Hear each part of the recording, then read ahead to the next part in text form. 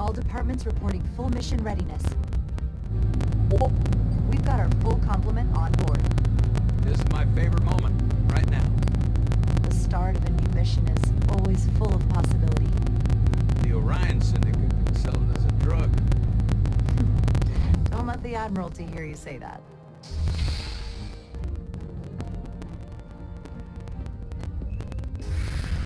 Captain on the bridge. Sit. Sit, everyone. You all know, we're not big on speeches. We're embarking on the first mission since our refit. Let's make it a good one. Disengage docking clamps.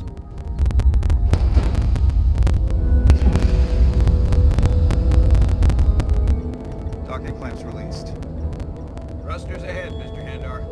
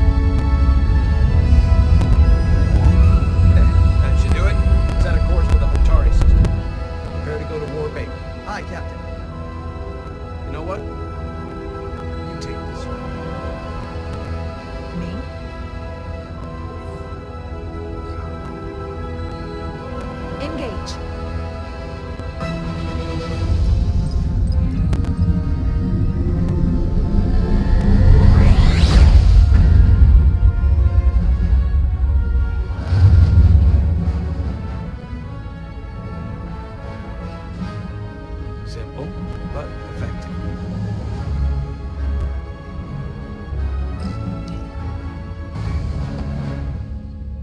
Whoa. Careful. Thank you. I'm fine. Really, You don't look fine.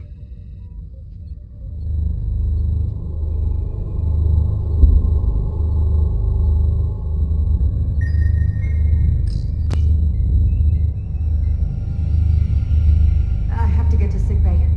Go.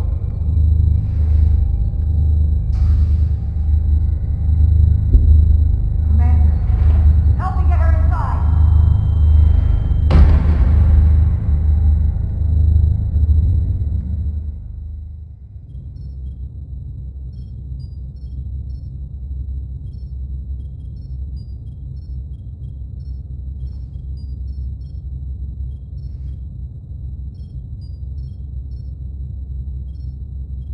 Well, that was quite a scare. A few minutes more and it would have been one of the shortest tenures on record for a first officer. Is that the engineer that was out on the hull? That storm did a real number on him, but he'll live. Just needs rest. You should worry about yourself. Your deridium levels got dangerously low and destabilized your cell structure. This is definitely one of the more memorable first days I can think of. My name is Dr. Aram Duval, Chief Medical Officer. To be honest, I've never met a Kobliad before. You're... Rare. I know. I was going to say special. Your people's numbers have dwindled, despite the Federation's efforts to find a more readily available alternative to the deridium you need to survive. Yet you joined Starfleet and managed to thrive. I imagine the responsibility must be overwhelming. Maybe even a burden at times. It does make me unique, but it's not a burden at all. I'm honored to be Kobliad, to represent my people. As you should be. And don't worry, I won't treat you like a science experiment. I just do the science and leave the experiments to Solano. You don't agree with his methods? I don't agree with his definition of acceptable risks. Not when the lives of your crew are at stake. My professional opinion is that the accident took a toll. More than he's willing to admit. He's overstressed, operating in the pressure cooker of his own mind. Which is never a good headspace when the lives of your crew are at stake. concerns me is that now he's even further away from the thing he's been chasing his entire career. Breakthrough discovery. The major innovation. Something he can put his name on. I hear you. But that's my job, isn't it? To make sure that doesn't happen. And we don't lose sight of the bigger picture. Which is exactly why I'm so glad you're here. We need you now more than ever. And I have to give you credit for what happened on the bridge. It took guts to defy a direct order. Huh. I guess word travels fast around here. It's a small ship, and everyone's curious about the new XO. Fortunately, your cell structure is almost completely stabilized. And I'll spare us both the lecture, but I do feel it's my responsibility to remind you, without regular infusions of Duridium, you will not live. It's as simple as that. Understood. And my work here is done.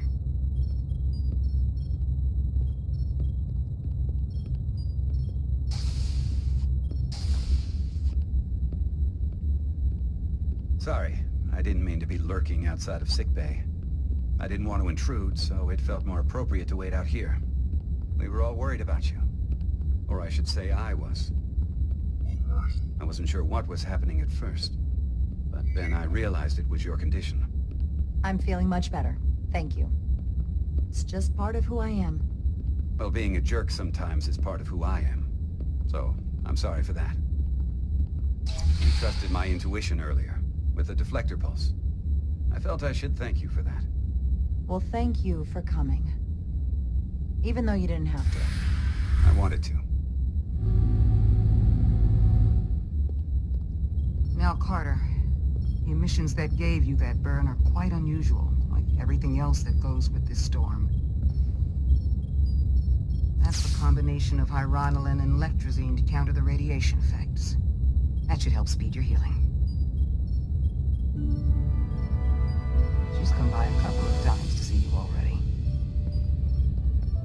Be brief. It's good to see you awake again. I was starting to get worried. Not that you aren't in good hands with Dr. Duvall. I hear you've been checking in on me. Thanks for that. One of the benefits of working a security rotation. Lots of opportunities to walk by sickbay and stop in. Millie was looking in on you too, by the way. But since it's just us right now, I had a chance to think about this while I was away. And I thought it was important that I just come out and tell you. Instead of tiptoeing around it. It's okay, Miranda. You can tell me anything. I know that. Then come on. Just spit it out. I'm trying.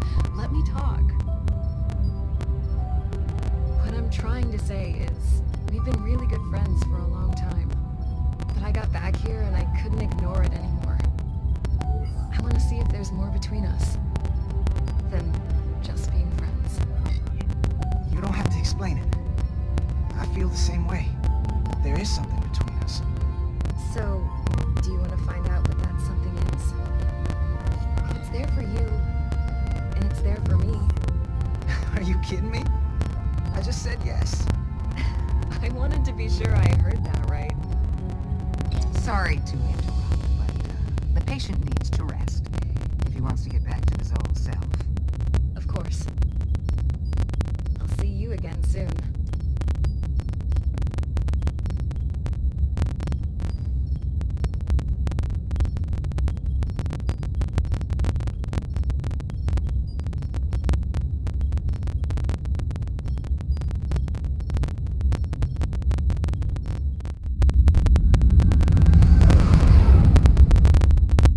Approaching the rendezvous point outside Atari space. Helm, bring us out of warp. Dropping to impulse. Ionic interference surging, Captain.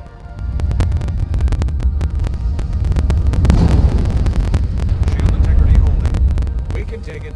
We are at the correct coordinates to meet the shuttle. Commander Rydek, find us our diplomat, if you will. Aye, Captain. Let's reduce the noise. Filter out environmental signals. I can manually tune what's left for Federation signal types.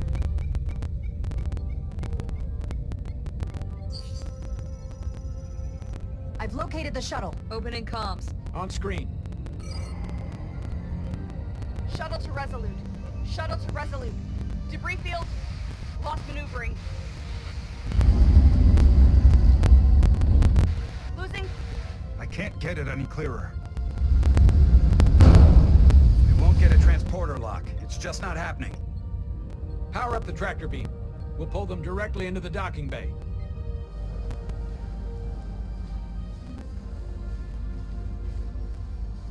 Diaz, you good to run the tractor emitter? Yes, sir. You sure? I'm sure.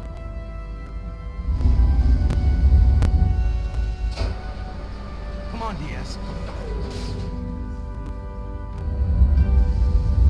First thing, lock onto the shuttle and stabilize the rotation.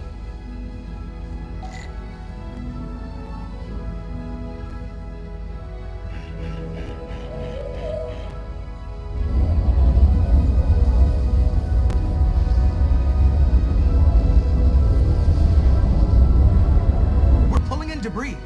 I'm on it.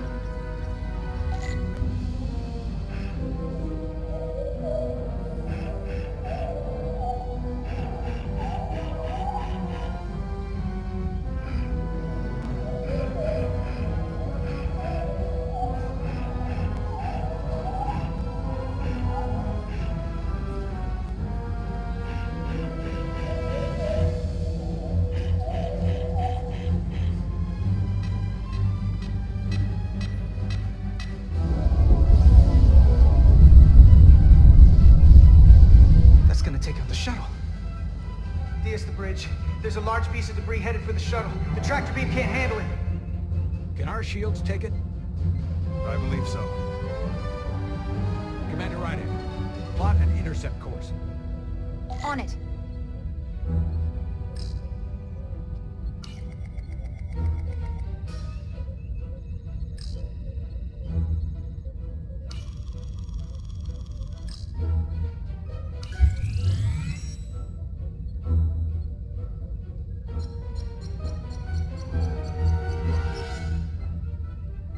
Here we go. Maneuvering thrusters bearing 53 Mark 17, 200 meters on an intercept course. Maneuvering.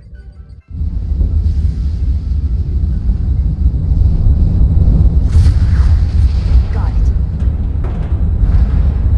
Whoa! Someone's working hard on the bridge.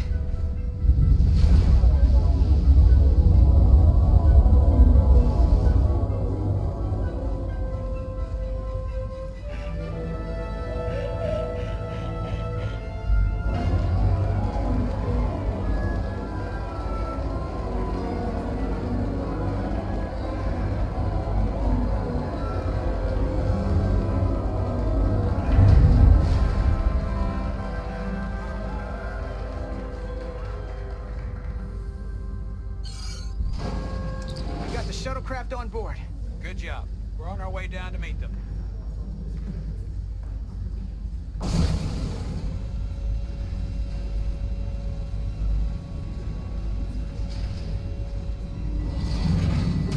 Terra firma, so to speak. Ambassador Spock.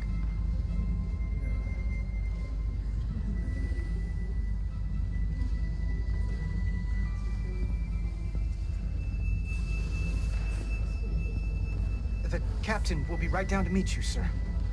In that case, I will wait for him here.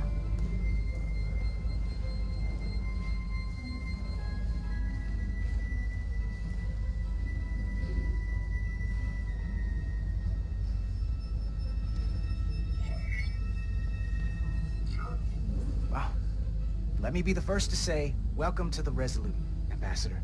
Thank you, Petty Officer... Carter Diaz, sir. I am pleased to meet you, Petty Officer Carter Diaz. It appears I have you to thank for my safe arrival.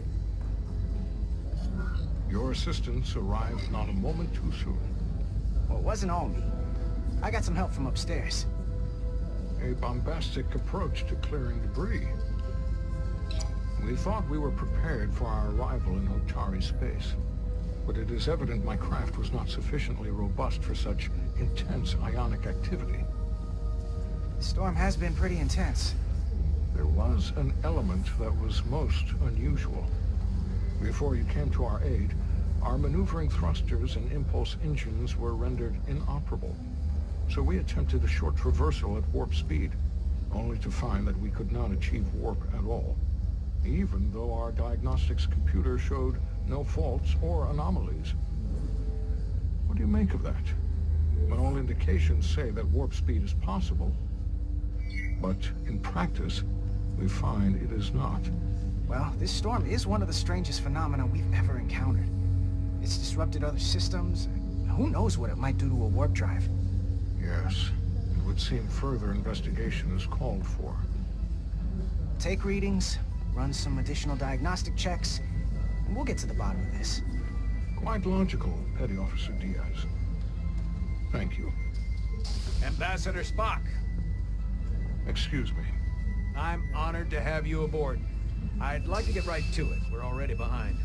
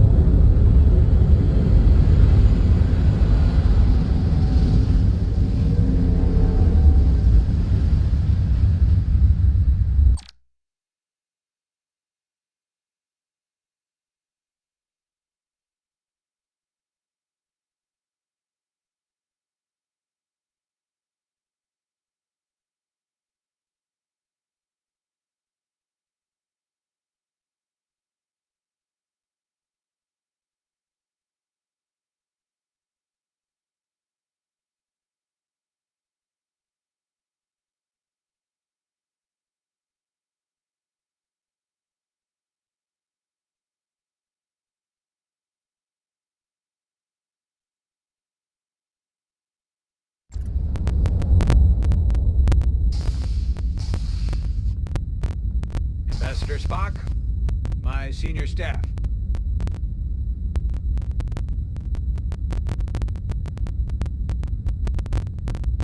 It's not every day that a captain gets to welcome a Starfleet legend aboard. You flatter me, Captain Solano. But legend implies the past tense, whereas I am very much focused on our present circumstances.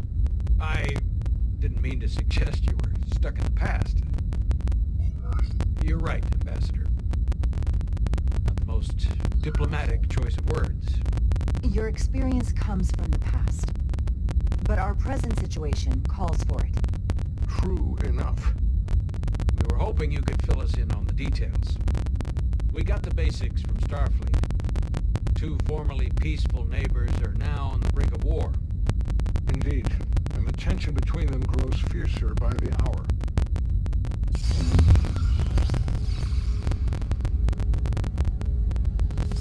Lydia and Hotari.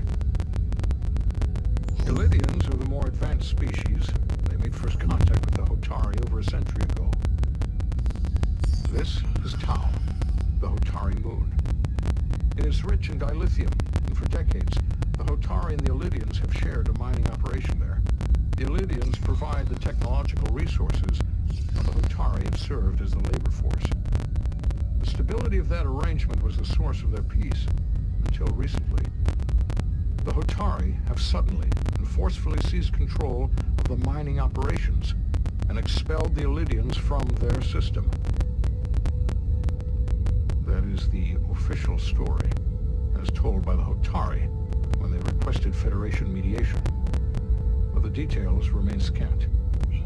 Communications between all parties have been limited by the ionic interference. Have the Illydians retaliated against the Hotari? Or taken any action against them? Surprisingly, they have not yet responded in kind. They were open to a Federation presence, but it is unlikely the relatively primitive Hotari forces would stand a chance against the Illydian fleet in open war. Left unchecked, this conflict will result in more bloodshed, which is what we are here to prevent. And the dilithium trade hangs in the balance. Clearly the Hotari have been exploited in this relationship.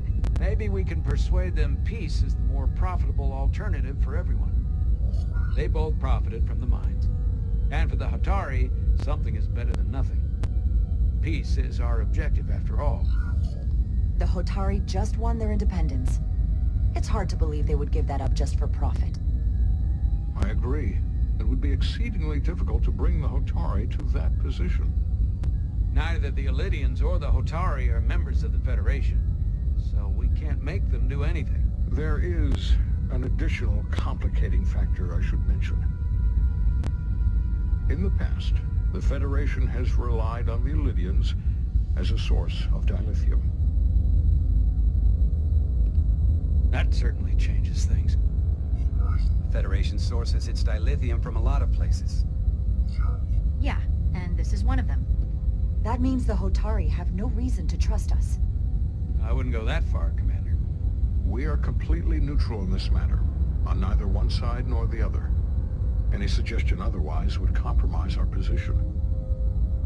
Given the Federation's involvement in the Illidium dilithium trade, Captain Solano and I must make every effort to appear neutral in these negotiations. What worries me is if this whole thing unravels, and we're at the mercy of the storm at less than full strength. We can't let it come to that. Considering what the Ion Storm has done to our ship, and the Ambassador's shuttle, we have to assume the Illidian fleet has had problems with it as well. This recent surge in the energy disturbance temporarily levels the playing field. Commander Westbrook is correct. The energy anomalies around the Hotari systems have been noted in the past. But they have never been observed on the orders of magnitude we have seen in recent weeks. If it's keeping the two sides talking instead of shooting at each other, that actually helps us negotiate a peace. And we'll take advantage of that as long as it works in our favor. And when it doesn't? All the more reason to learn as much about it as we can while we are here. We do not want to be caught unprepared, should the energy anomaly continue to fluctuate. So I trust we understand our circumstances. We're operating on a strict timetable here, and we're going to be leaving for the negotiations shortly. Commander Westbrook, I want you to leverage our systems to investigate the anomaly from here while we're gone. Aye, Captain. Thank you all. Dismissed. I want to speak to both of you privately.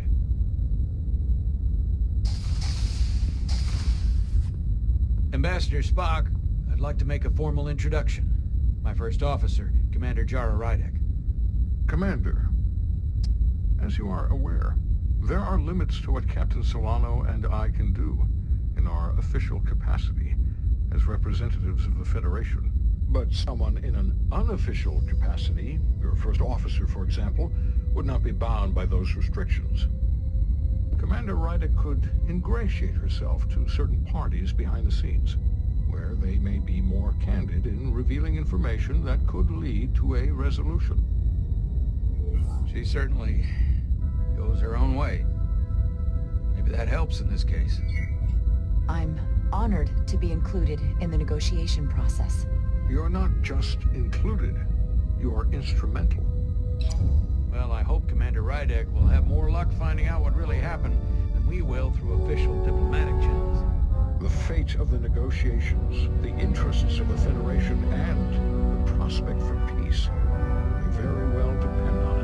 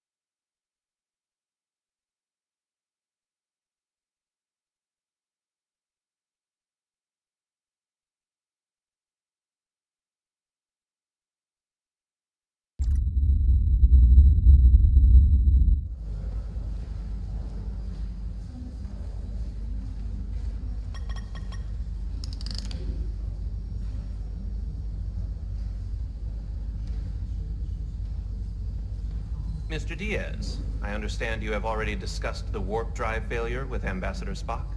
I have. It is imperative that the Ambassador's shuttle be flight ready. I need you both to ascertain the root cause of the system failures he encountered. I'm surprised, Commander. I thought you would have wanted to work on Ambassador Spock's shuttle yourself. I respect the Ambassador and his many accomplishments, but I do not derive any satisfaction from interacting with his shuttle as if it were somehow transubstantiated through its association with him. Especially when I have the entirety of this starship to concern myself with. The Ambassador asked me to take a look, and I'm ready to crack this thing open.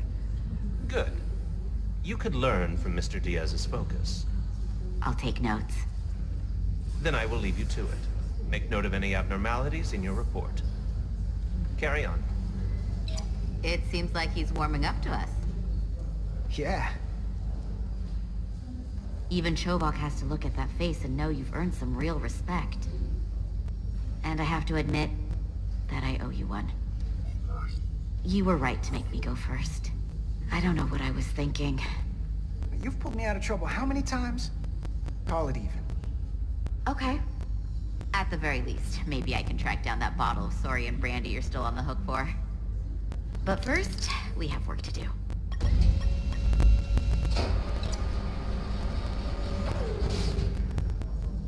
Ready to go? All set. Let's run the diagnostic.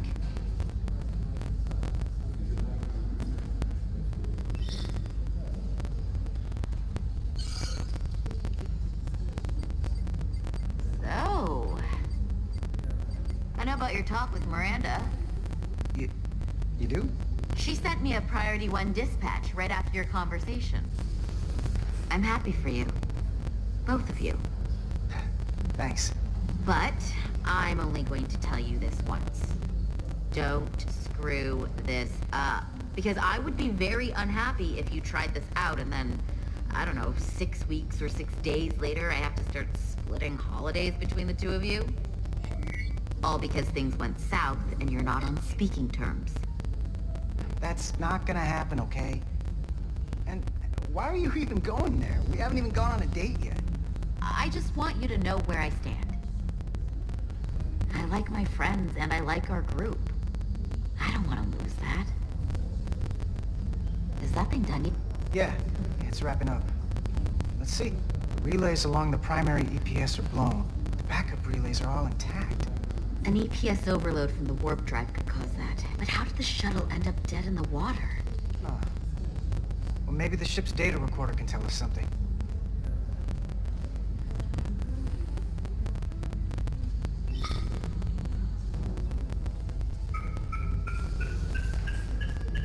Here. They were only about 8 minutes from their plotted warp point. No faults, just those warnings. What are they?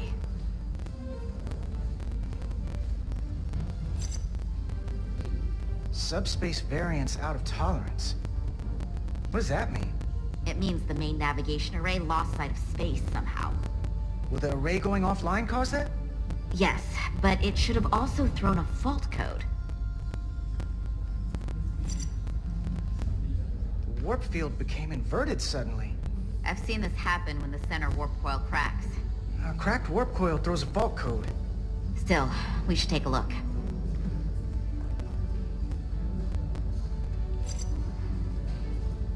There was a complete warp cascade failure. Wow. They're lucky the shuttle didn't turn inside out. Makes me think the computer panicked on the warp field equation. Any one of these failures should have thrown a fault. If it was caused by a system failure. None of this caused the relays to blow. Roll forward to when that happened. Yes, ma'am. So here, they take a moment to get their bearings and they attempt to re-engage the warp drive. There. That's the relays blowing. And look, there's another warp system alert. And they're all the same. Subspace variance out of tolerance, or warp inversions. Finally, there's a complete warp cascade failure. Then it's one of two things. Either a warp coil is cracked, or the navigation array is offline. That makes sense. Divide and conquer. You want to check the warp coils or the navigation array? I'll check the other. Let's not overcomplicate this. One of these systems is likely broken. I'll check the nacelles for a cracked coil.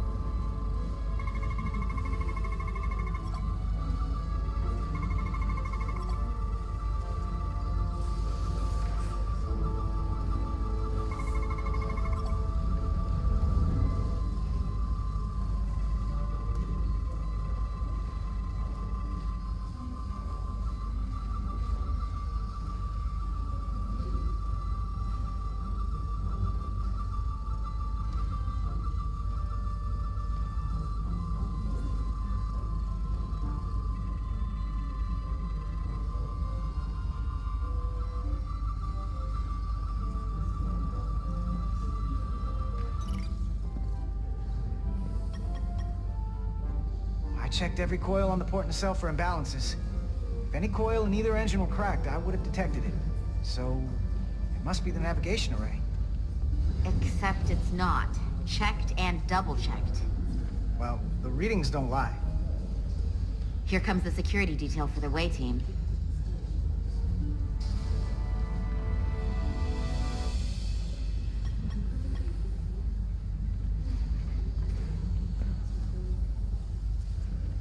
Hey. I'm not here.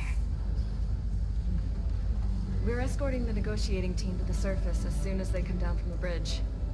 I don't want to interrupt some important work. I was just hoping to see you before I go. The captain and the others will be here any minute now. Should be an interesting ride down to the surface. Come on, I'm never too busy to make time for you. That's not true. No. But I am glad you came by. No, that's more accurate. I gotta be precise with you, huh? Hey, Maris. Aren't these those button pushers you're always hanging out with? And you're the phaser jockeys we always beat in Parisi squares, right? All aboard for Hotari. That another one of the captain's railroad things? Gotta be. I just usually zone out by the time he gets to the whole, steam engines were the warp drives of their day part. Catch y'all later. You don't want to miss your train. I do have to go.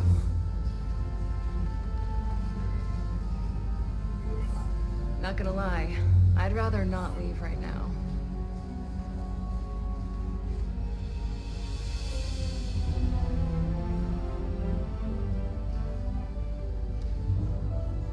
That was nice. Yeah, it was. Save some of that for when I get back. You've got a deal.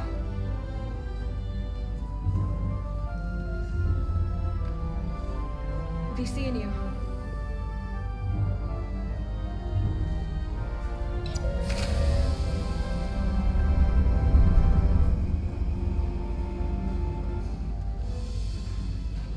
Etzelarda Diaz. If you could float back down to reality, we still have a ways to go.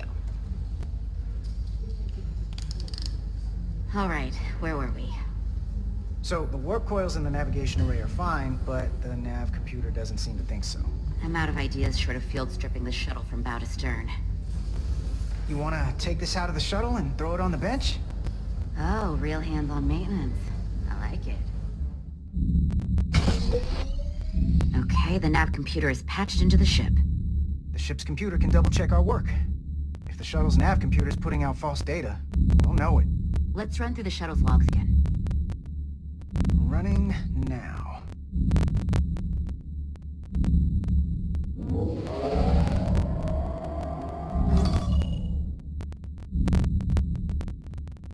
Same. Warp field inversion and a cascade failure. However, the Resolute computer doesn't show the same subspace variance. We're in the same conditions that the shuttle was in when it failed. Why wouldn't the ship's computer get a matching result? What if the subspace variance was a momentary occurrence? That's a possibility, and it would explain why the simulation under our current sensor readings failed to reproduce the issue. But a subspace anomaly strong enough to cause a warp field collapse would leave graviton ripples for days. Let's run with the momentary subspace variance theory for now. Roll forward to the shuttle's attempt to re-engage the warp drive. We need the conditions of space around the shuttle at the moment of warp failure. Resuming simulation.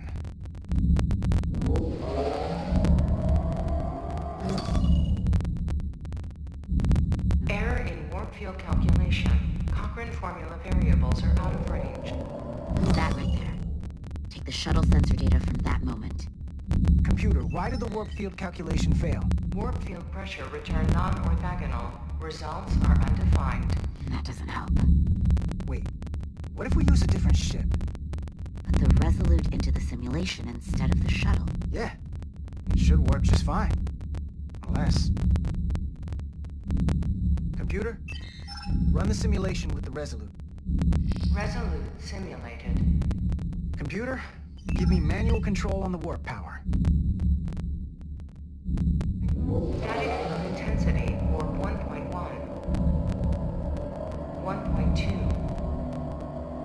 1.3. Warp pressure is destabilizing. Error in warp field calculation. The warp drive has experienced a system-wide cascade failure. Warp field collapsed. Subspace variance is out of tolerance. Cochrane formula results are undefined. Bingo. What-o? The same moment when the shuttle failed to warp, so did the ship. Whatever happened to the shuttle just happened to us. The Resolute will not sustain warp. We can't leave Hotari space.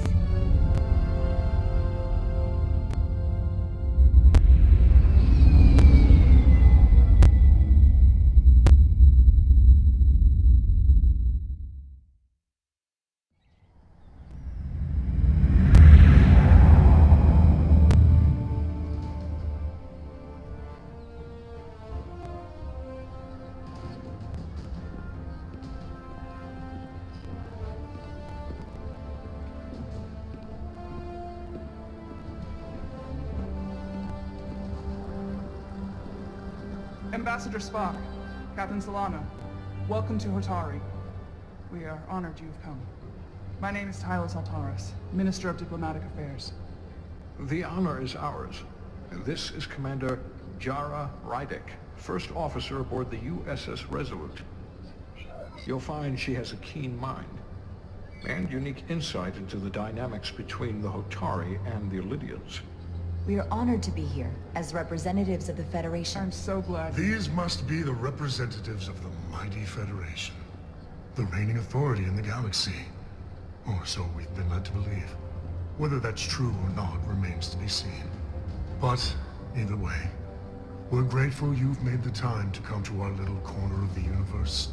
And you are? This is Galvin, and this is Citron, the heroes of the revolt in the mines.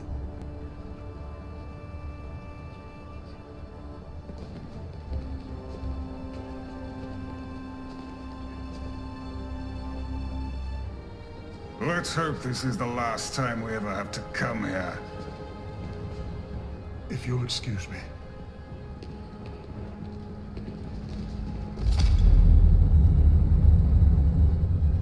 think we're about to begin.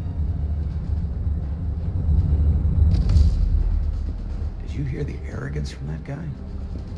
I don't know what we're walking into here. But that guy was something. He certainly seems full of himself. No missing that. You could probably see it from orbit. What a piece of work. Remember, we are here at their invitation.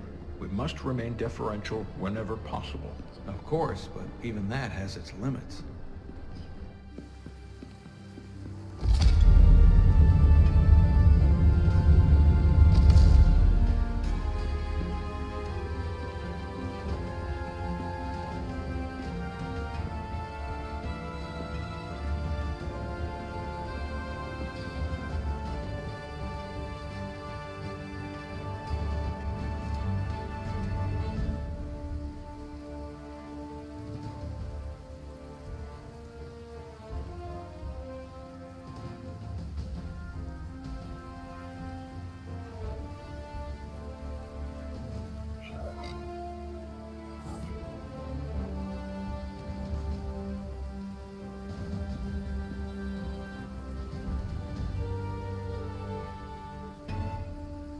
Ambassador Spock, welcome to Holtari Prime. The honor is mine, Your Majesty.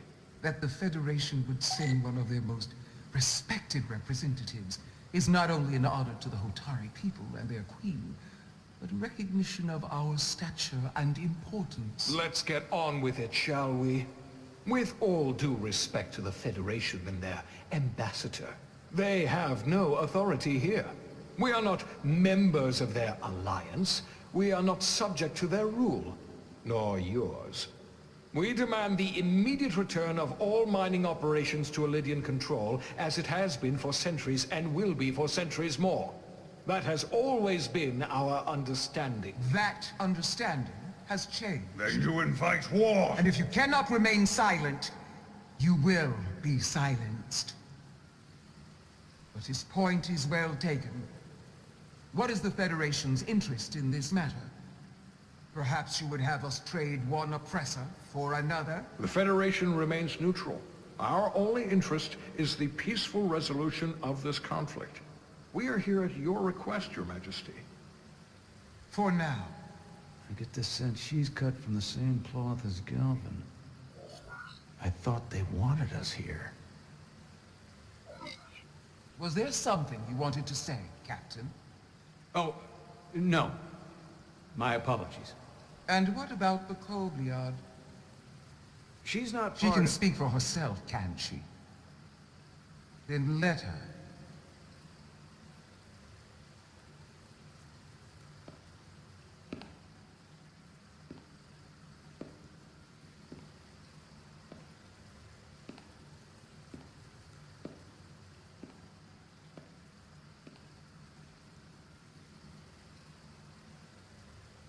Now then, what is your name? Commander Jara Rydek, Your Majesty. Being a Kobliad, you would know better than anyone. Your people suffered brutal treatment at the hands of the Cardassians. Their injustice towards the Kobliad is as unimaginable as it is unforgivable. Not unlike how we have been treated by the Elydians. As much as they'd have you believe they are the victims here, remember it was the Hotari who attacked us. Hundreds of innocent Elydians were slaughtered without mercy in those mines. The blood is on their hands, not ours! Quiet!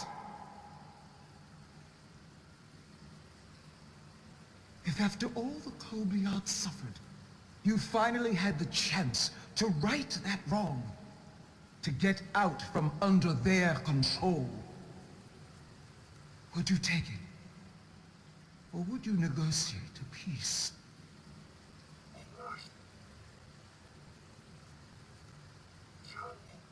There is no remedy for what the Kobliad suffered.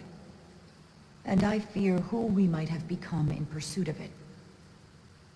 There is no justice if the oppressed become the oppressor. So I would willingly accept a peaceful resolution if it were offered. That is the real opportunity. Perhaps, Commander Rydek. Perhaps. Unfortunately, that was not the case, was it? No, it was not. Peace is often elusive to those who need it most. The Federation is the most powerful, most advanced alliance in the galaxy. It's widely known we have an abundance of dilithium in our mines.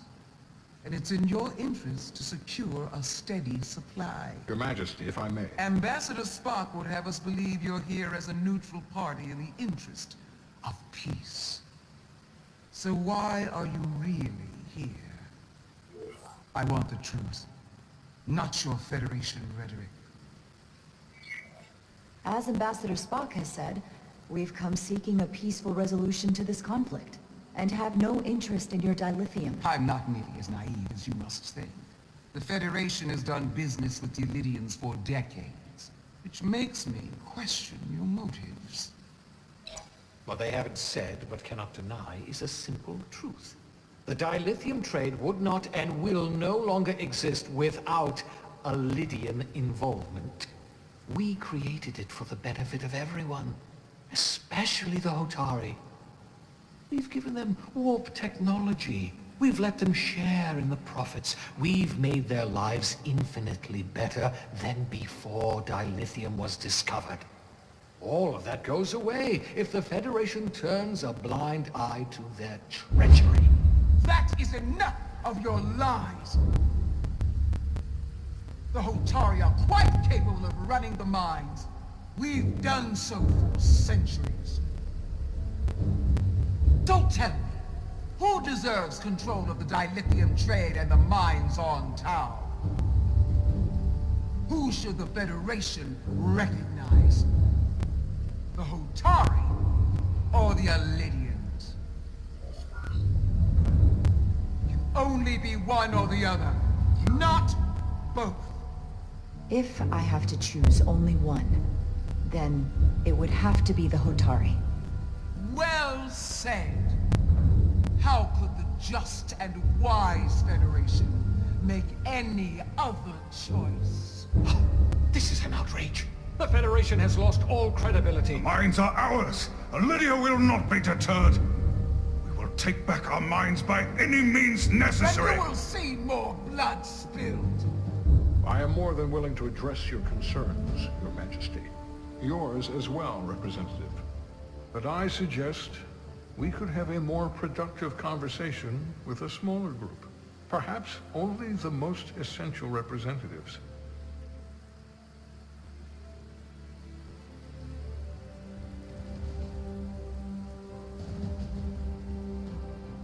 I suppose there is some sense to that.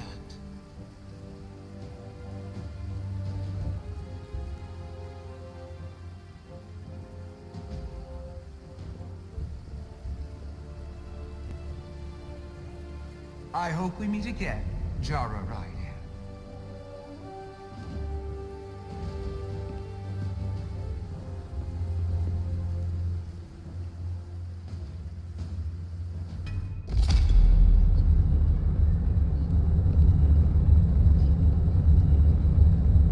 Spock and I will cover everything on the diplomatic front.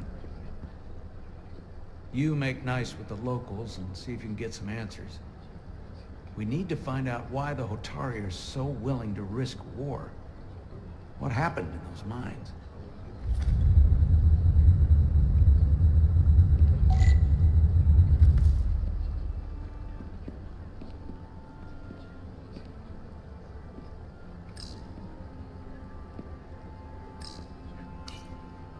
Commander, I'm glad you've chosen to side with the Hotari. I knew the Federation would see through the Illyrians' baseless claims and protect the interests of my people. To be clear, I'm not on either side of this conflict. Our only interest is peace. I will keep that in mind.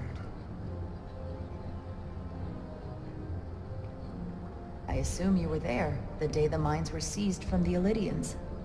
Not seized. Reclaimed.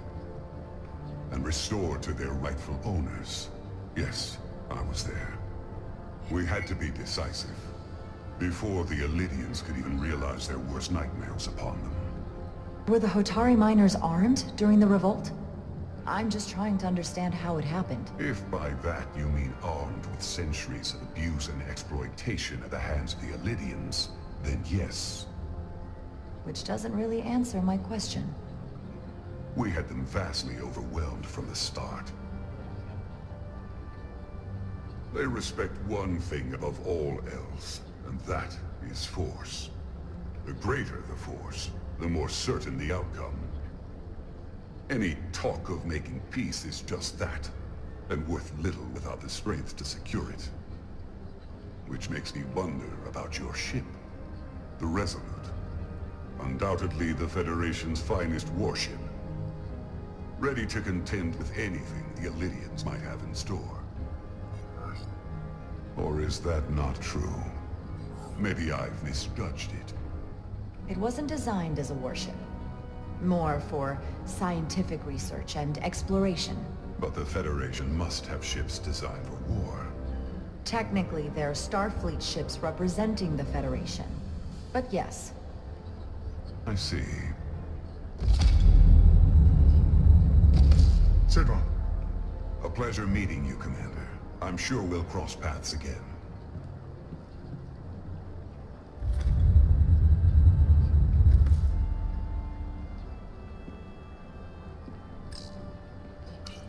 Commander Rydek, I'm encouraged to see the Federation supporting my people. I'm afraid of what might happen without your help. If anyone deserves thanks, it's Ambassador Spock. No one is more invested in negotiating a peaceful settlement to this conflict than he is. I'm so glad. We need his help before the situation escalates further than it already has. It's been very trying. I saw you speaking with Sidron, our national hero. I'm curious, what did he say? He seems to be of the opinion that negotiating for peace is a waste of time. Because force is the only blunt instrument he understands. He's a miner, not a diplomat.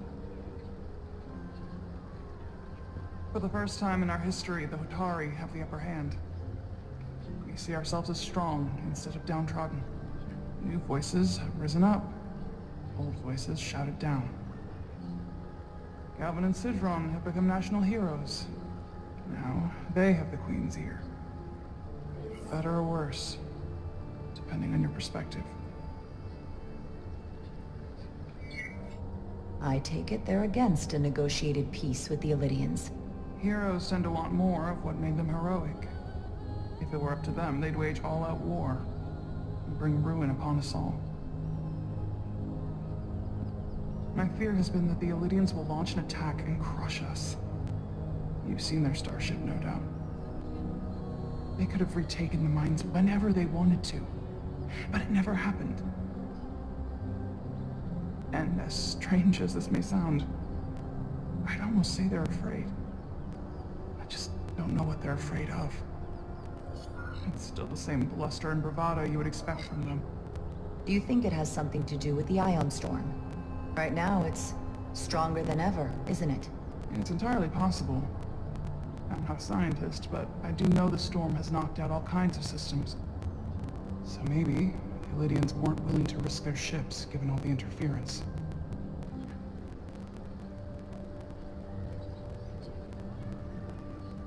Since the day of the revolt, Galvin has seized control of the mines and restricted all access. No one's allowed without his personal authorization. And they've taken over a section of the palace with just as much secrecy and security. I'm told it could be something they brought back from the mines. I've made inquiries, but everyone pretends it doesn't exist. What do you think it is? I've heard rumors it's some sort of ancient artifact, but I haven't seen it myself. How can we know?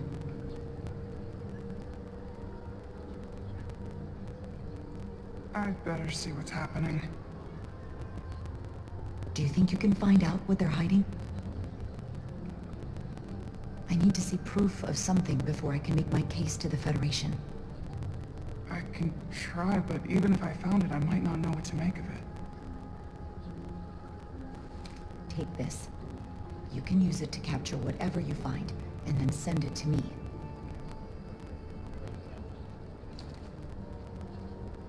Thank you. I will let you know what I find. And I look forward to our meeting again.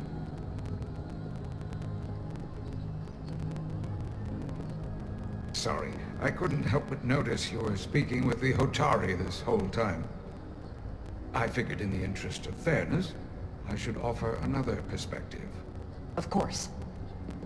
I'm probably not telling you anything you don't already know, but these negotiations rely on the Federation's neutrality, as does any hope you might have for a supply of dilithium in the future. So, why you would choose to side with the Hotari escapes me. Without Lydian involvement, there is no dilithium trade. But clearly, you weren't aware. Tau and the mines belong to the Hotari. They deserve to have control. You overestimate their ability to run the mining operation. They have no idea what they're doing. Major Salit Arminta, Special Attaché, Lydian Armed Forces. Pleasure to meet you, Commander. I have my issues with the Hotari, but I have to give them some credit. They know how to seize an opportunity. Inciting an uprising the same day as a massive once-in-a-lifetime ion storm. Our assumption was that this storm was just an anomaly. Yes, a very convenient anomaly. At least that was what we were told. Of course, I wasn't there. But who am I to say otherwise? Something tells me there's more to the story. So what really happened? Well, the official story is that it was the storm that enabled the revolt. How else do a bunch of unarmed, unorganized miners seize control of an entire moon, much less thousands of mines? But I've talked to people who were there. They tell a different story. They say they're lucky to have escaped with their lives. That it was more than just the storm. That somehow the miners were able to harness the energy from the storm. I know it sounds crazy. I'm not even sure I believe it myself. The energy readings we've seen are off the charts. There's no way they'd be able to somehow harness it. That sort of technology doesn't even exist. I know. I felt the same way. But each person told the same story.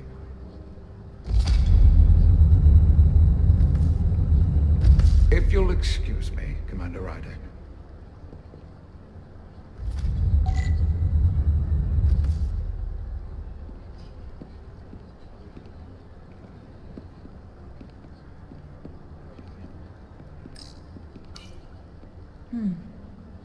Soothing.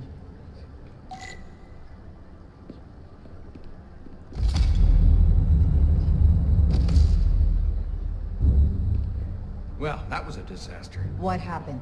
The Hotari refused to concede anything, so the Illydians stormed out. The Hotari did not invite us here as peacekeepers. I hope your efforts were more fruitful than ours.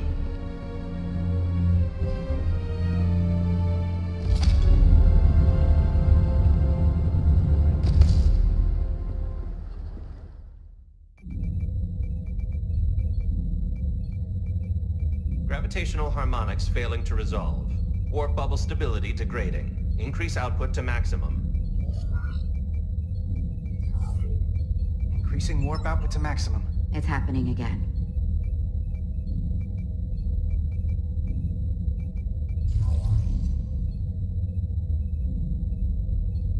It is evident that presently, the Resolute cannot achieve warp propulsion. Since our diagnostics rule out any problems with our warp systems or anything about the ship, the problem appears to be the fabric of space itself. Space itself?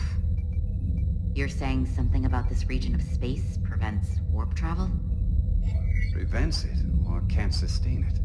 However improbable, that appears to be the case.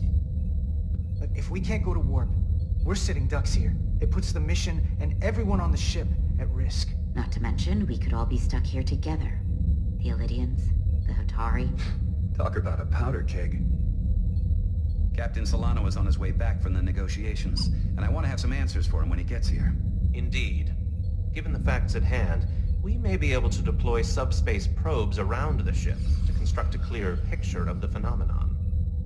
around the ship. I'll prep a shuttle.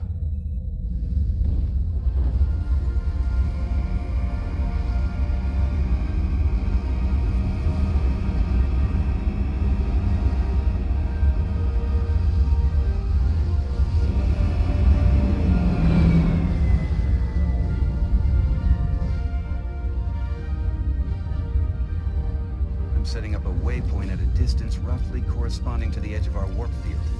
When we get there, I'll deploy the first probe.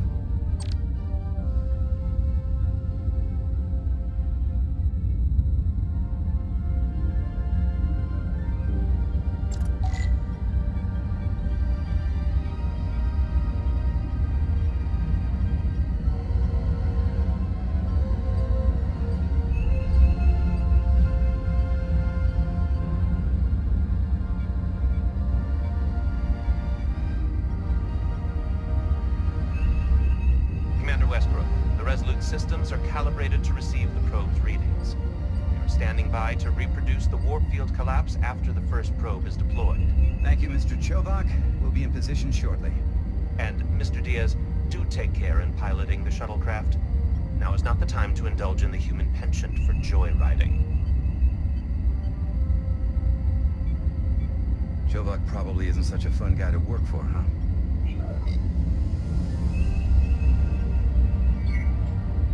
Nah, Lieutenant Commander Chovak's not so bad. You know, once you get used to him. And, I've learned a lot working under him. I have a feeling I'm going to have to work harder to be a political animal like you. This new first officer coming aboard.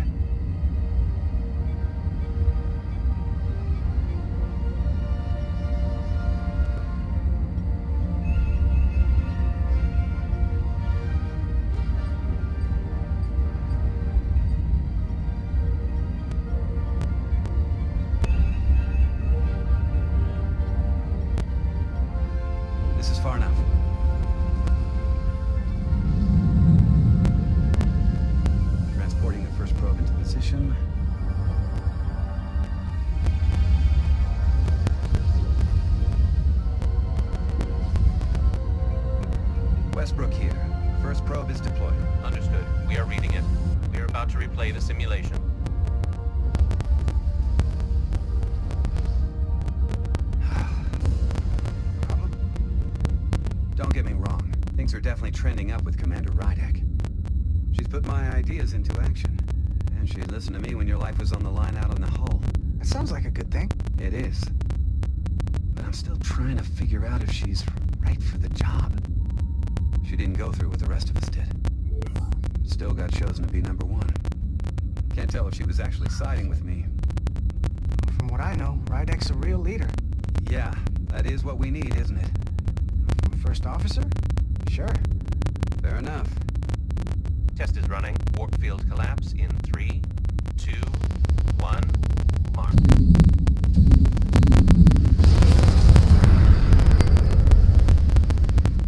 Whoa. All right, that is definitely a problem with the fabric of space. We need to get another probe out there.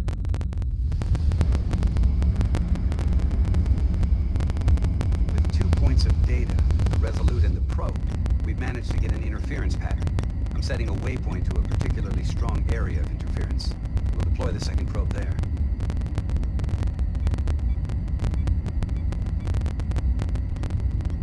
Listen, I'm gonna give you a piece of advice I wish someone had given me.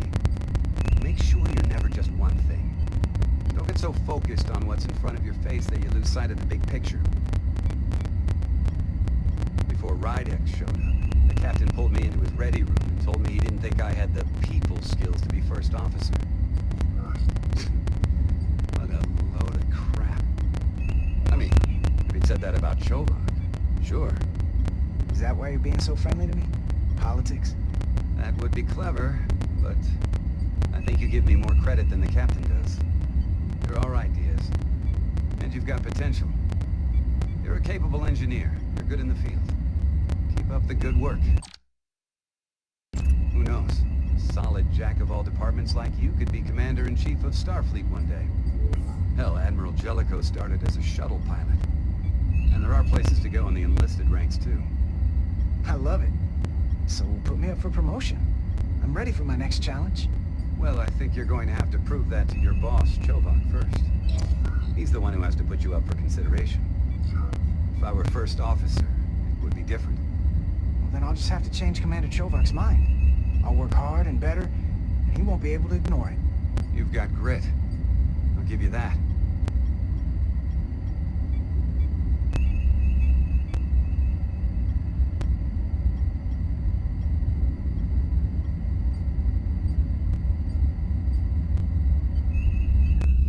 Here. This is close enough. Stop the engines. Deploying the probe. Westbrook to Commander Chovak. We're ready for another sampling of data. Very good. Running the simulation again. Warp field collapse in 3, 2, 1. There it is again. I saw it. It seems to be directional. Well, what about the scans? Anything?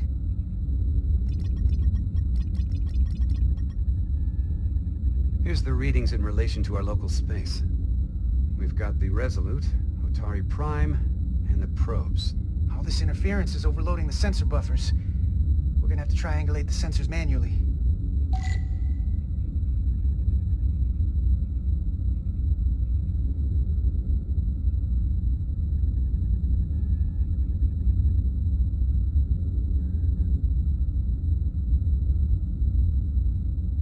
We got something. These markers indicate peaks in the gravimetric interference patterns. Let's see if I can find some more.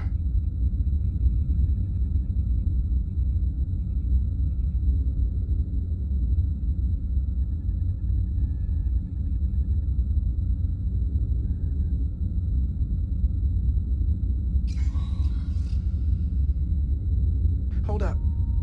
This is coming from the moon. A beam that blocks warp travel. Aimed right at us. Someone is doing this intentionally. I don't know how they're doing it. This is like nothing I've ever seen. We're under attack and we didn't even know it. We need to stop them. Unplug whatever it is they're hitting us with. Now, look here. It's current readings of the ion storm. These concentrations. They line up with the interference pattern.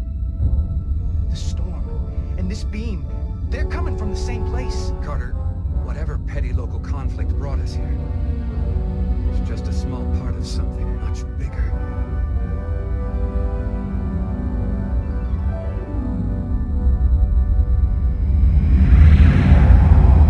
Presently, we don't have an explanation for how they're doing this. One thing is clear. This is no fluke. Thank you, Mr. Westbrook. I want a full briefing when I'm back on board. Solano out. A targeted weapon that inhibits warp travel. Coming from the moon Tau. That would explain the difficulties my shuttle encountered. More importantly, the tenor of the Hotari during the negotiations. And here I thought the Illidians would be the problem. Coming to peace talks in a warship. This wasn't supposed to be so complicated. For all their posturing, every indication is that the Illidians are afraid of the Hotari. They didn't bring their warship as a threat. They brought it because they're scared. From everything we witnessed, I would say that is highly likely. But what are they afraid of? Tylus, the Hotari representative, said she thought they found something in the mines. Galvin and Sidron brought it back to the palace, but they're keeping it under tight security. She's going to investigate it. I gave her my tricorder. I expect she'll contact us soon. You found an ally. Why would Tylus help us? Go behind her people's back? It's a fair question, considering. She doesn't like the way Galvin and Sidron have been manipulating the situation. And the Queen. Working with us to go around them isn't the same as betraying her people. That may be true. She's certainly more likely to help than the other Hotari we've met. That raises another question. Specifically, what do the other Hotari have to gain in bringing us here, only to make this hostile maneuver against us?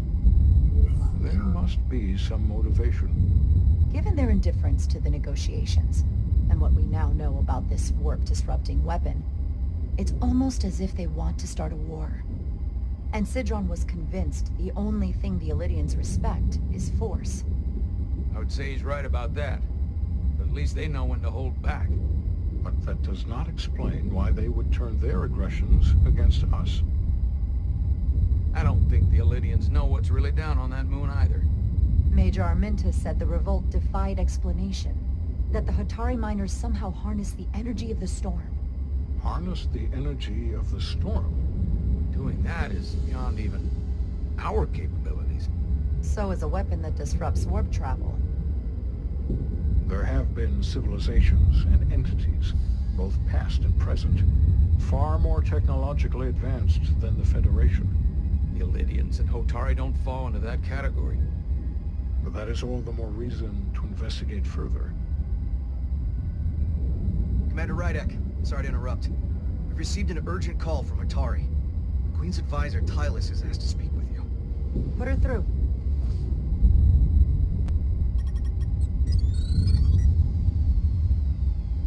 Galvin and Sidron are still with the Queen. I've enlisted help to gain access to the room they have under guard. I don't have much time. I'm not supposed to leave my post. It's only for a moment. I so appreciate your help.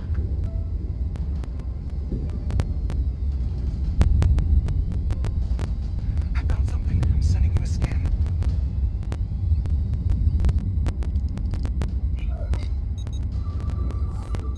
Got it. Tylus, if we needed to gain access to the mines on Tau, is that something you could help us with? I suppose it wouldn't be easy, but I have to go. Tylus. Can we reconnect? Sorry, Captain. We've lost all contact. We can only hope she escaped without harm. It was hard to tell. We have to help her. Send another shuttle. We're not or maybe... doing anything yet. Not until we know more. Let's see the scan of whatever the hell that was.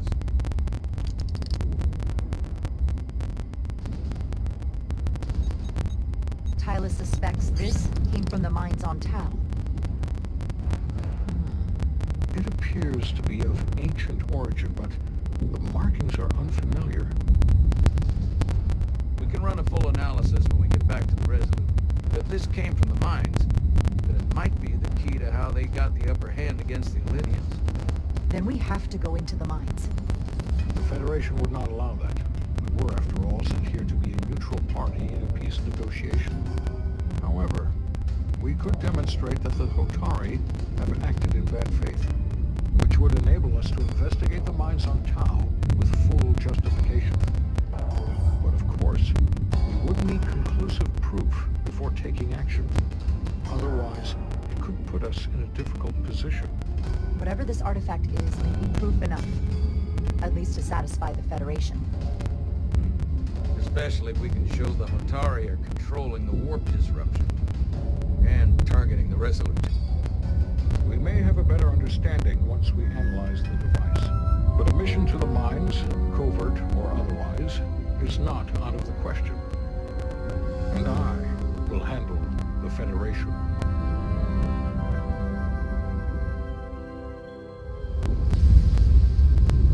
As I was telling Carter, I want all the data I can get on this warp problem. And the negotiating team's shuttle has been recording data all the way back from Hotari.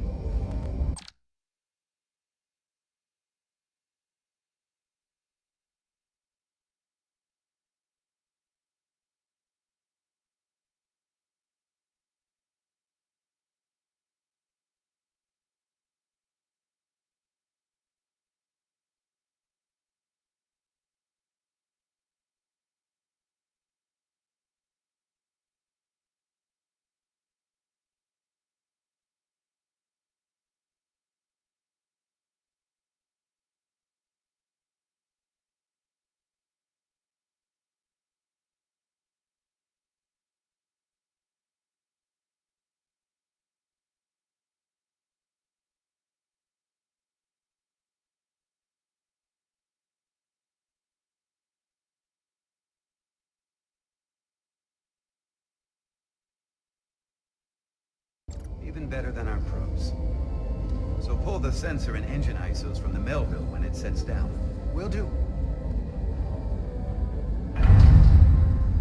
I'll join you and Chovak down in engineering to run another analysis after the briefing.